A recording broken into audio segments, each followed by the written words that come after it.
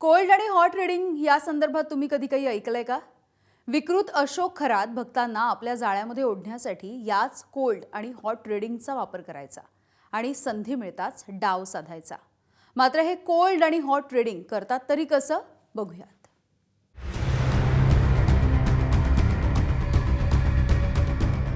नेते असोत, सेलिब्रिटी असोत, उद्योजक असोत किंवा सर्वसामान्य महिला, अशोक खरातनं कुणाला सोडलं नाही. सत्तेचं किंवा आहे त्यापेक्षा मोठ्या खुर्चीचं आमिष दाखवून नेत्यांना गंडवलं. अल्पावधीत यशाचं शिखर सर करण्याचं स्वप्न दाखवून उद्योजकांना लुबाडलं आणि संसारातल्या अडीअडचणी दूर करण्यासाठी आलेल्या महिलांना आपल्या वासनेची शिकार बनवलं. मात्र चांगल्या घरातले, शिकले सवरलेले आणि खिशात पैसा अडका असूनही ही मंडळी अशोक खरातच्या जाळ्यात अडकलेच कसे? हा प्रश्न या भोंदू मांत्रिकाचा पर्दाफाश झाल्यापासून महाराष्ट्राला पडलाय आणि या प्रश्नाचं उत्तर शोधताना हाती लागली आहे ती अशोक खरातची मोडस ऑपरेंडी, म्हणजेच लोकांना गंडवण्यासाठी तो वापरत असलेली कार्यपद्धती. कोल्ड रीडिंग आणि हॉट रीडिंग. काहींना या कन्सेप्ट माहिती असतील तर काहींसाठी नवीन असतील. तोडग्यासाठी आलेली व्यक्ती आपल्या जाळ्यात फसू शकते की नाही हे ठरवण्यासाठी अशोक खरात तिचं कोल्ड रीडिंग आणि हॉट रीडिंग करायचा. आता कोल्ड रीडिंग म्हणजे नेमकं काय हे क्लिनिकल सायकोलॉजिस्ट पूर्वा दीक्षित यांच्याकडून समजून घेऊयात. कोल्ड रीडिंग म्हणजे साधारण जे आपण म्हणतो की मार्केटिंगवाल्यांना अंदाज येतो मार्केटमध्ये ग्राहक कुठल्या गोष्टी कधी घेणार आहेत. डॉक्टर्सला कळतं की हा पेशंट अशा स्थितीत आलेला आहे तर जनरली त्यांना काय प्रॉब्लेम्स असू शकतात, की त्यांचं शुगर लो झालेली आहे, की BP वाढलेला असेल की काय, ते जे कंप्लेंट्स करतात त्याच्यावरनं.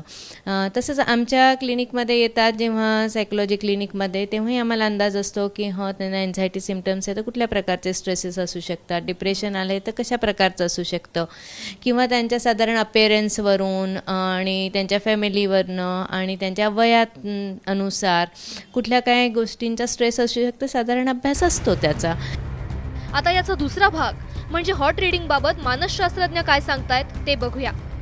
ज्याचा आधी अभ्यास केलेला असतो, डेटा असतो त्यांच्याकडे काहीतरी, त्या डेटाच्या आधारावरनं ते काहीतरी अनुमान लावतात आणि त्या अंदाज बांधल्यानंतर मग व्यक्तीला भेटल्यानंतर अजून त्यांना त्याच्यावर गेस करता लवकर येतं आणि समोरच्याला वाटतं की हे तर जे सांगतात ते एक दोन गोष्टी ज्या रँडमली त्यांनी सांगितल्या आणि त्या बरोबर निघाल्यात, त्यांचा गेसवर्क राईट झाला तर त्यांना त्यांच्यावर विश्वास संपादन होऊन जातं. हॉट रीडिंग आणि कोल्ड रीडिंगच्या मदतीनं भोंदू मांत्रिक अशोक खरात भक्तांचा विश्वास संपादन करायचा. मात्र अशोक खरातला जसं पाहिजे तसंच भक्त कसे वागायचे असा प्रश्न तुम्हाला पडला असेल. जनरली ते हिप्नोटिझमसारख्या टेक्निक्स असतात, पण ते काही खूप सायंटिफिक हिप्नोटिझम नसतं जे आजार बरे करण्यासाठी वापरले जातात. पण साधारण माणूस जो असतो त्याला ते कॅप्चर करतात त्यांच्या ह्या सगळ्या विश्वासात घेऊन की असं ते रँडमली गेसवर्क करतात आणि मग त्यांना पटतं आणि ती त्यांना कळली की हे असं असं बरोबर म्हणतात ते तर ते त्यांना फॉलो करत जातात. आपण आध्यात्मिक आणि राष्ट्रप्रेमी आहोत असं कुणालाही वाटावं म्हणून अशोक खरातनं कार्यालयाची तशी रचना केली होती. नाशिकच्या कॅनडा कॉर्नर परिसरातील अशोक खरातचं सील केलेलं कार्यालय तपासासाठी शुक्रवारी उघडण्यात आलं होतं. तेव्हा ही बाब समोर आली. आतमध्ये एक ओम लिहिलेला आहे. आता हे जे कर्मचारी आहेत त्यांच्या मागच्या बाजूला जर आपण बघितलं तर दरवाजाची समोरची भिंत आहे त्या भिंतीवर ओम लिहिलेला आहे आणि जेणेकरून कुठेतरी धार्मिकतेला आपण वाहून गेलेलो आहोत, आपण जे करत आहोत ते पूजाविधीच करत आहोत असं भासवण्याचा देखील प्रयत्न ह्या भोदूबाबाकडनं केला जात होता. भारतीय तिरंगा, भारताचा राष्ट्रध्वज देखील त्यांनी लावलेला आहे आणि ह्या भारताच्या राष्ट्रध्वजाच्या इथेच हा कशा पद्धतीने अनधिकृत काम करत होता हे देखील, महिलांचं कसं शोषण करत होता हे देखील आता स्पष्ट होत आहे. हॉट आणि कोल्ड रीडिंगच्या मदतीनं अशोक खरातनं भल्या भल्यांना गंडवलं, लुबाडलं. पण आता अशोक खरात स्वतःच कायद्याच्या कचाट्यात सापडलाय आणि SIT त्याचं हॉट आणि कोल्ड रीडिंग करतेय. मुकुल कुलकर्णी, ABP माझा, नाशिक.